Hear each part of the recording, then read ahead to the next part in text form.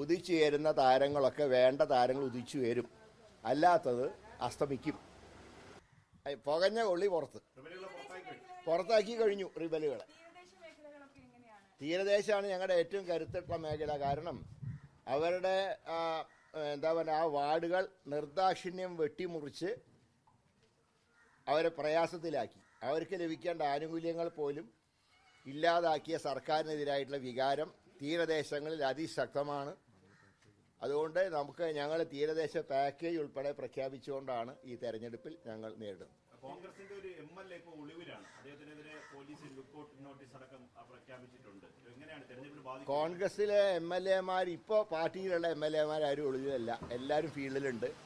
പാർട്ടിയിലില്ലാത്ത ഞങ്ങൾ മാറ്റി നിർത്തി ആരെങ്കിലും ഒളിവിൽ പോയിട്ടുണ്ടെങ്കിൽ കണ്ടുപിടിക്കേണ്ട പോലീസാണ്. അത് ഞങ്ങളുടെ ജോലിയല്ല. നേരത്തെ സംരക്ഷിച്ച് ഒന്നിച്ച് വേദിയിൽ കൊണ്ടു നടന്നു. അതാണ് ഇപ്പോൾ വലിയ തരത്തിൽ രാഷ്ട്രീയ പ്രതിയോഗികൾ ഉപയോഗിക്കുന്നത്. സസ്പെൻഷൻ നടപടിയുള്ള ഒരാളുടെ എന്ത് നടപടിക്കും പാർട്ടി ഉത്തരവാദിത്വമില്ല. ഒളിവിൽ പോയിട്ടുണ്ടെങ്കിൽ കണ്ടുപിടിക്കേണ്ടത് സർക്കാരാണ്. ഇല്ല, അത് അദ്ദേഹം സ്വന്തം നിലയ്ക്കാണ്. ഇനി അങ്ങോട്ട് കയറ്റണ്ടെന്ന് പറഞ്ഞിട്ടുമുണ്ട് പാർട്ടി. ഒരു സസ്പെൻഡ് ചെയ്ത ആൾക്കാരെ പങ്കെടുപ്പിക്കരുത് എന്ന് തന്നെയാണ് പാർട്ടി കൊടുത്തിട്ടുള്ള നിലപാട്.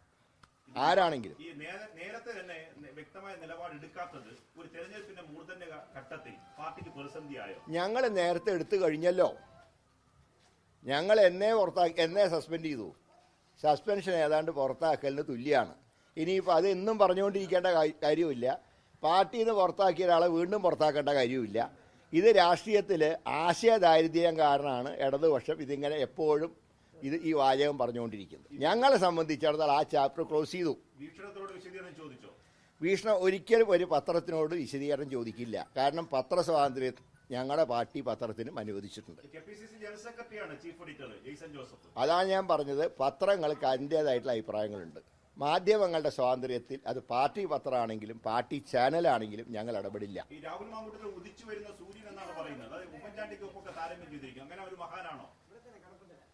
ഉദിച്ചുയരുന്ന താരങ്ങളൊക്കെ വേണ്ട താരങ്ങൾ ഉദിച്ചുയരും, അല്ലാത്തത് അസ്തമിക്കും.